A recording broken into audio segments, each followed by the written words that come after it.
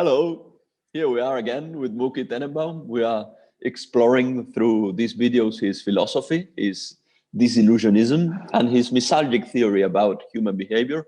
And what we've been trying to do for a couple of weeks now is to somehow apply his concepts, somehow bring them down to everyday life, to daily situations. And this week we are going to talk about diets.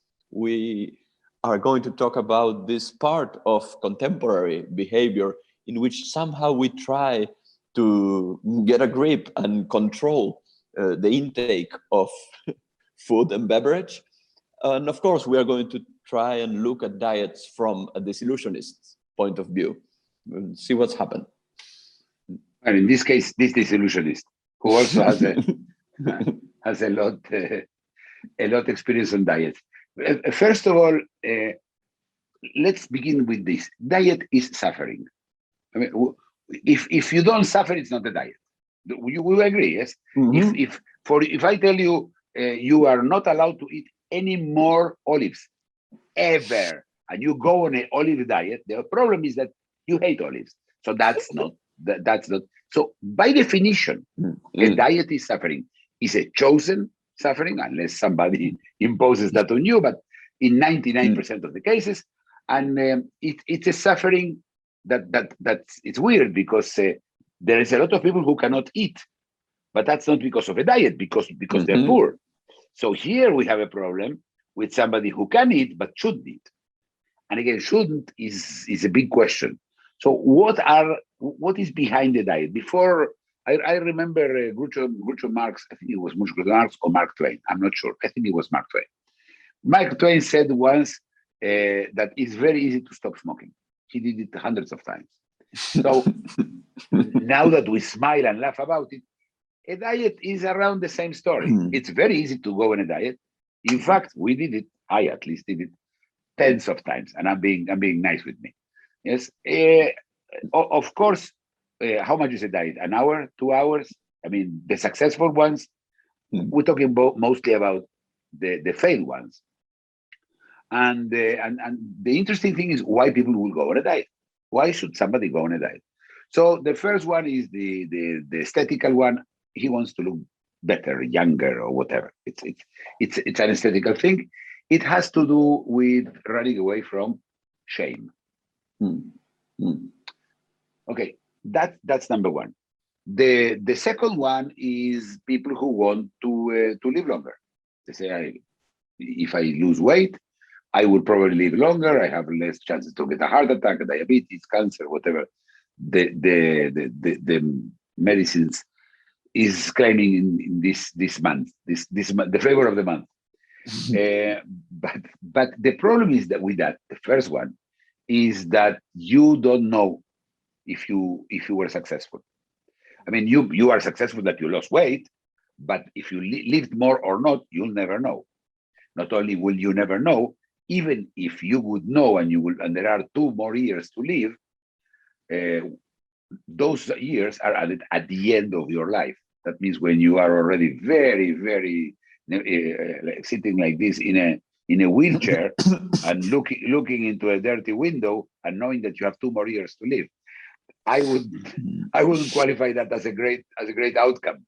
So but there are people who do that because they are afraid also to die, because they think they can postpone death that way, and they may be right. I'm not here to claim anything against that. And there are, of course, people who have to do it. They don't have a choice because they are very sick and they have to go on a diet. But this is not the great majority of the people who go on a diet. 95% of diets are unsuccessful, according to the UN studies of 20 years ago. I don't remember. The UN embarked into those huge studies that they did, and they say that that's the number. But even if it's 90 or 85, I mean, I've seen enough to know that 95 is a good ballpark number. What do you say about all this, Florence? The first thing that you mentioned, and we've discussed this different times in other videos, but I think it's quite interesting in this case, is it has to do with scarcity and abundance. Usually, the problem should be a scarcity of food. not an overabundance. This is a very special situation in which there is so much food available that I have to refrain myself from eating, even for reasons that have to do with health, not only with aesthetics. I think there's a big issue there. And you mentioned this when you mentioned shame on the aesthetic side of the sufferings motivating a diet. But I think there's more there. It's usually other people involved in dieting. There's an egosphere, as you have many times described it, around anyone who goes into a diet. And I can remember many situations in my own history, in my family, where diets were prompted, as it were, by family members, people nagging others, you should go into a diet, you should lose weight, you should. So I think this is also part of the equation on the negative side of the calculus. Well, suffering, you are mentioning suffering. I mentioned shame when this comes out of your near egosphere, your peri-ego, the people who are really close to you. The people who are really close to you have much more ascendance on you. It could be even economical, yes. If somebody asks you to go on a diet and you depend economically of that person, that's a good reason to go on a diet, because you may have to go on another kind of diet. Yes? You'll starve. Yeah, I mean, scarcity is assured. The question is, choose your own scarcity. Which one? And this is an interesting thing, because I think when you go on a diet, it's because of scarcity, not because of abundance. I think there is a scarcity of a good feeling, of being appreciated, of being accepted. That's the scarcity. And again, I don't care if this is not a video about people. Please accept us, all overweight people. I don't care. I mean, it's in fact, I don't think it's up to the people to accept them. It's either they like them or they don't. But the question is, you don't feel accepted, or you feel, and then it's a scarcity of that, and then you trying to plug that hole by suffering yourself. And this is like many stoic way of dealing with things. It sounds good. Yes, I'll atone for my sins by dieting. But this is what is the percentage of people who do it because of their egosphere? I have no idea. I really don't know. But I guess that also things really mount up and depends on many other things. Now, do you understand that people who are being asked to go on a diet love eating? If not, that wouldn't be a problem. They wouldn't be there. So we are talking about two pools. It is running away from suffering, and it is also having to abstain from pleasure. Now, this is really something we haven't seen barely. We barely seen it. You've seen it with monks and sex, I guess, but not with food. So the question is now, how effective can be a diet? And this is why this video is being done. It's not really to tell you what diets are. I'm sure everybody knows, but I think it has to do, how can a successful diet work? And the answer is, contrary to any intuition, intention has to be gone. You should be intentionless. You can make your first month decision. That's when you decide to go on a diet. From then on, you should avoid being in a situation to make decisions. Because when you make decisions, I make decisions. Yes, I can speak in first person to make it clear that I'm talking about somebody like me. If I have to make a decision, I don't trust myself. Why I don't trust myself? Because I've been there many times. If this would have been another person, of course, I would never trust them ever again. But to me, I'm a little bit more lenient. I keep on giving myself credit, allowing myself to reassure people or myself that I'm going on a diet. Now, everybody knows how to lose weight, mathematically speaking. It's not about the kind of diet. I'm going to do the tomato diet. I'm going to do the fasting diet. I'm going to do the protein diet. I don't care. Low fat diet. I can go with all the long list. It's irrelevant. We all know that this is a question of intake and of the amount of calories you eat and the amount of calories you expend. You should spending more calories than the ones you eat, that you ingest, to have to lose weight. It's quite simple. It's not. Do you agree with that, Florencio? I think we got stuck there. So I will. There we have you again. I mean, so what I was saying is you cannot make decisions. It's not about decision making. It's about undecision making. That means you should be sleepwalking. The more you can sleepwalk, the higher your chances to win to make that diet. First of all, what do you think, Florencio, about all this? You made me think about something that I've never thought before. I guess you mentioned monks and Stoics back there, and I was ready to say that diets are a very recent phenomenon from a historical point of view, what with abundance and scarcity of food and stuff. But you are right. There is a precedent in history in which people abstained from eating, and it had to do with fasting, and it has to do with religious sacrifice. So there is a precedent there. It's interesting to take a look at the similarities and the differences between fasting and dieting.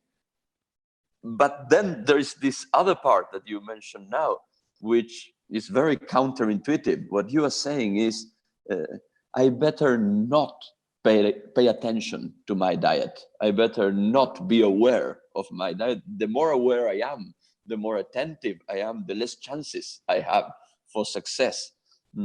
And in my experience, I've seen this all over. People that are on a diet usually tend to speak more and ask themselves more and be very mindful of food. It's something that is very present, much more present for them than for those of us who are not on a diet. So there's an imbalance there that there might be ways of correcting towards sleepwalking, right? I would say that 9 out of 10 times you hear somebody talking about the diet they're doing, being it calories or anything, you are watching the end of it. and that means if somebody's sleeping and you don't have any reason, you don't wake him up. When you are doing that, you ask him, hey, how is your diet doing? You are waking him up. You are putting him or her, and here is him or her, 50-50, in a situation in which he has to start asking questions about itself and about what it's doing on a diet, and that's a bad thing. So how do you go about sleepwalking? We spoke about it many times. In fact, you cannot decide to sleepwalk, as you cannot decide to go to sleep. You can't. Your sleep is decided by something that is out of your free will, out of your will. You cannot will yourself to sleep. You cannot will yourself to sleepwalk. So what can you do? Well, when you want to go to sleep, every expert will tell you, you should try to create the conditions for that. So what you will do is you will go to put your pajamas. Let's say you're going to go to sleep. You turn off the light. You tell everybody to shut up. You turn on your phone. You relax yourself, and then if everything goes right, you will fall asleep. Hopefully. Or not. Yes, insomnia is exactly that. So what do you do with sleepwalking? Well, you should find your ways, because you see, everybody who goes to sleep in the same way. They go into a bed, go to themselves, and fall asleep. Sleepwalking could be literally walking. It could be, in fact, it could be a list of things that you're doing. So it's not that easy to recognize it. The pajamas are not that simple for this. But I guess that people know about themselves and have seen themselves in the sleepwalk position. Now, here comes the most important part of it more. I'll tell you what I did.